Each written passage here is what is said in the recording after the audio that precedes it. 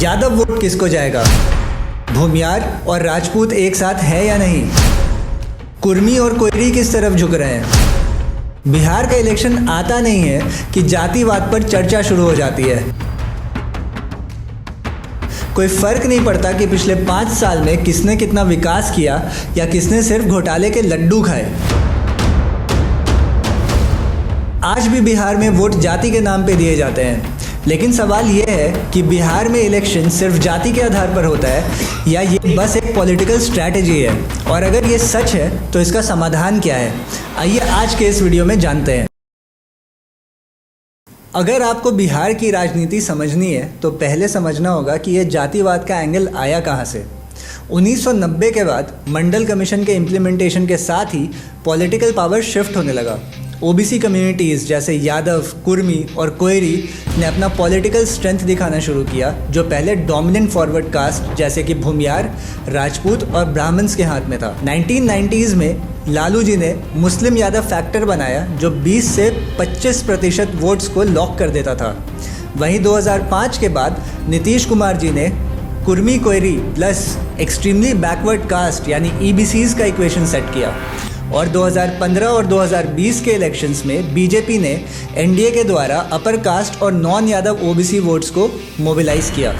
अगर हम डेटा देखें तो 2023 के बिहार कास्ट सर्वे के मुताबिक ओबीसीज, जिसमें ईबीसीज भी इंक्लूडेड है, वो 63% है, एससी एसटी 21% है और जनरल कैटेगरी लगभग 15% है।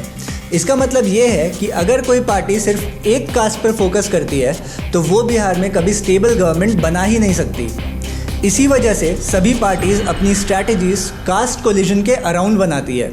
इसलिए 2015 में ग्रैंड अलायंस, जिसमें आरजेडी, जेडीयू और कांग्रेस थी, मिलकर 178 सीट्स जीती थी, क्योंकि यादव, मुस्लिम और कुर्मी कोयरी वोट एक तरफ था। वहीं 2020 में एनडीए ने कमबैक किया, क्योंकि बीजेपी ने भूमियार, राजपूत और नॉन यादव ओबीसी वोट्स को कंसोलिडेट किया। पर कास्ट के बेसिस पे हो रहे इलेक्शन से प्रॉब्लम क्या है? बिहार की इकोनॉमिक रैंकिंग भारत के सबसे गरीब राज्यों में से एक है। अगर एडुकेशन की बात करें तो बिहार का लिटरेसी रेट सिर्फ 70% है, जो नेशनल एवरेज से काफ़ी कम है। इंफ्रास्ट्रक्चर और इंडस्ट्रीज़ की कमी की वजह से रोज़गार के लिए लोग बाहर चले जाते हैं। लेकिन कड़वा सच क्या है? चाहे नीतीश कुमार कितने भी रोड्स बना दे, पर क्या मुस्लिम और यादव कम्युनिटी एनडीए को वोट देगा? या फिर तेजस्वी यादव सही में अपने रोज़गार देने के वादे को पूरा कर दें तो भी क्या कुर्मी वोट तेजस्वी यादव को जाएगा? आप कुछ भी कर लो, फिर भी बिहार में लोग वोट जाति देख के ही देते हैं। पर सबसे बड़ा सवाल ये उठता है कि इस जातिवाद का नुकसान होता किसको है? आपको, हमको, बिहार की जनता को। क्योंकि हर इलेक्शन में कास्ट इक्वेशन सेट होने के चक्कर में असली मुद्दे पीछे छूट जाते हैं। पर जातिवाद की इस प्रॉब्लम का सॉल्यूशन क्या है? एडुकेशन और अवेयरनेस एक इम्पॉर्टेंट रोल प्ले कर सकता है जातिवाद की पॉलिटिक्स को ख़त्म करने में। अगर लोग कास्ट बेस्ड वोटिंग से ऊपर उठकर डेवलपमेंट के बेसिस पर वोट करें तो लीडर्स भी काम करने पर मजबूर होंगे। मीडिया और सोशल मीडिया का रोल बहुत इम्पॉर्टेंट है बिहारी यूथ के माइंडसेट को शेप करने के लिए।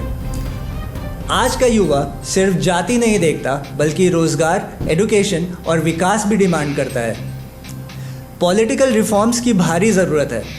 रिजर्वेशन और वोट बैंक पॉलिटिक्स से हटकर अगर सभी कैंडिडेट्स डेवलपमेंट बेस्ड मैनिफेस्टोज लाएं तो बदलाव आ सकता है। दोस्तों, आज हमने आपसे कुछ कड़वे डेटा पॉइंट शेयर किए, जो अनकंफर्टेबल होता है डाइजेस्ट करने के लिए, पर ज़रूरी है आगे बढ़ने के लिए।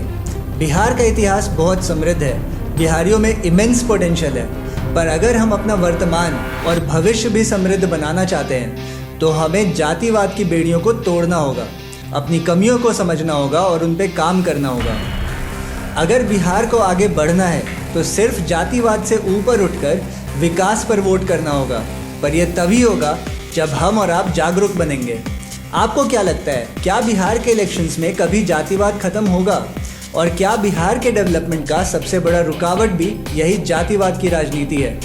कमेंट करके बताइए। और अगर आप चाहते हैं कि ऐसे पावरफुल वीडियोस और आएँ तो लाइक करें, शेयर करें और चैनल को सब्सक्राइब करें।